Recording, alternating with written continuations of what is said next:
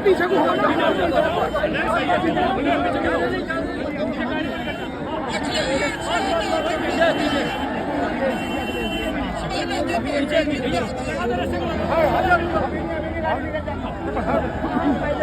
मैं सबसे पहले अपने मीरापुर और आसपास मैं एक नेता का बहुत बहुत धन्यवाद और आभार प्रकट करना चाहता हूँ। हमारे साथ मुजफ्फरनगर के एमपी मलिक साहब, पीछे हो जाओ भाई, गाड़ी निकलने दो। समाजवादी पार्टी की प्रत्याशी सैफुर राणा जी, राणा जी और बहुत सारे हमारे नेता जिनके मैं नाम नहीं ले पा रहा हूँ। हमारे पुराने अध्यक्ष प्रमोद त्यागी जी से लेकर के रुख हुसैन चौधरी जी से लेकर के हमारे योगेश वर्मा जी से लेकर के बहुत सारे हमारे समाजवादी पार्टी के जिम्मेदार नेता जो मुझे पूरी सभा में दिखाई दे रहे हैं। मैं एक एक नेता कार्यकर्ता का धन्यवाद और आभार प्रकट करूंगा। मुझे आपके बीच में 2 दिन पहले आना था, लेकिन किन्हीं कारण और परिस्थितियों की वजह से मैं आपके बीच में नहीं पहुंच पाया। उस दिन भी मौसम की वजह से मैं नहीं पहुंच पाया, और आज भी जब मैं सुबह चलने को हुआ तैयार, पहले तो दिल्ली का मौसम खराब था, दिल्ली में हवाई जहाज नहीं उतरने दे रहे थे, उसके बाद हिंडन का नहीं उतरने दे रहे थे। मैंने कहा कि हमें कोई रास्ता निकालना पड़े, हम रास्ता निकालेंगे। अगर दिल्ली नहीं उतरने दिया, हिंडन नहीं उतर पाए, सहारनपुर नहीं उतर पाए, तो जॉली ग्रांड उतर करके हम लोग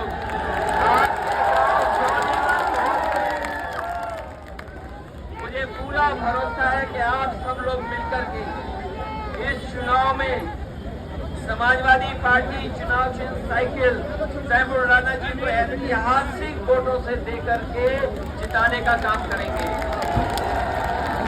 मीरापुर में पीडीए की ताकत को एकजुट होकर के भारतीय जनता पार्टी और उनके सहयोगी लोग घबरा गए हैं। जब से मीरापुर में पीडीए की ताकत एक हुई है, तब से बीजेपी और उनके सहयोगी लोग घबराए हुए हैं। और घबरा करके सोचिए क्या नारा दे रहे हैं। उस नारे को लेकर के पहले तो डबल इंजन की सरकार इंजन टकरा रहा था, बाद में डिब्बे टकराने लगे।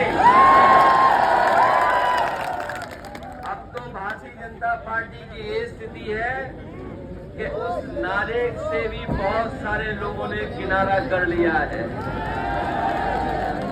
जो हमारा किसान यहाँ है, उसको न जाने क्या क्या भरोसा दिलवाया था। यही किसान है जो हमारे देश की बुनियाद को ठीक कर सकता है। बुनियाद से हमारे खेत से लेकर के किसान की खुशहाली से देश की खुशहाली आनी है। ये जितने भी हमारे किसान नेता रहे हैं, मैं आज याद करना चाहता हूँ और ये भी याद दिलाता हूँ कि कभी चौधरी साहब ने जो भाईचारा लेकर के किसानों के बीच में उन्होंने एकजुट होकर के किसानों की ताकत बनाई थी, हमें पूरा भरोसा है इस बार मीरापुर के चुनाव में वही एकता, वही भाईचारा दिखाई देगा और किसान अपने हकों को लेकर के लड़ेंगे। अभी तक तो ये किसानों की बोरी से चोरी कर रहे थे, लेकिन इधर तो पूरी की पूरी खाद की बोरी चोरी हो गई। और जिस समय किसान को डीएपी की जरूरत थी, ये बीजेपी वालों को देखने में भी न जाने क्या क्या दिखाई देने लगा है।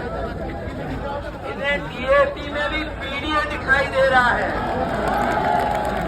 इसलिए मैं आप सबसे निवेदन अपील करना है कि ये चुनाव आने वाले समय में किसकी सरकार बने, उस सरकार का रुख तय करेगी। इसलिए उपचुनाव तो है ही है। ये आने वाले समय में जो सरकार बनेगी उसके भविष्य का रुख तय करेगी।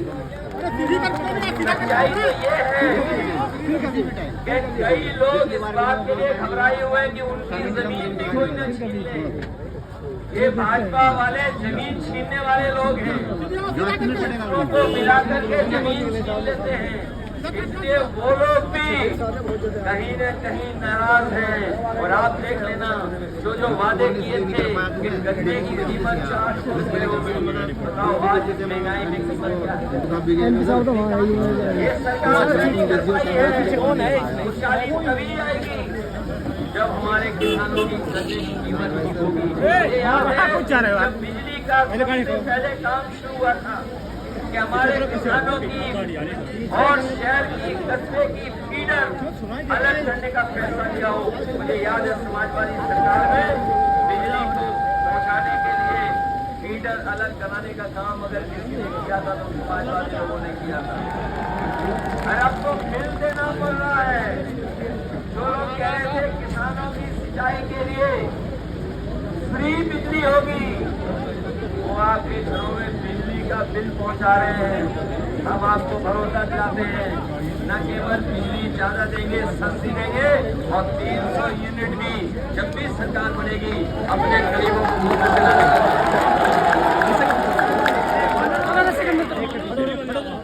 5 बजे के बाद हम लोग बोल भी नहीं सकते। सच्चाई तो ये है अगर हम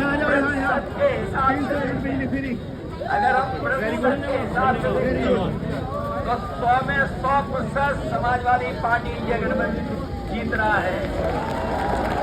और अगर गिनती के हिसाब से देखेंगे तो इस बार उपचुनाव में 9 की 9 सीटें इंडिया गठबंधन समाजवादी पार्टी।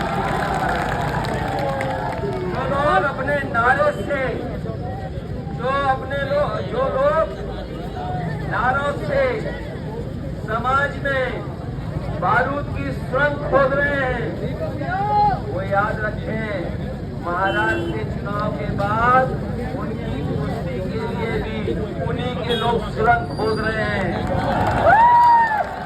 इसलिए मदद करिए। शंभू राणा पहली बार चुनाव में लड़ने आपके बीच में आए हैं।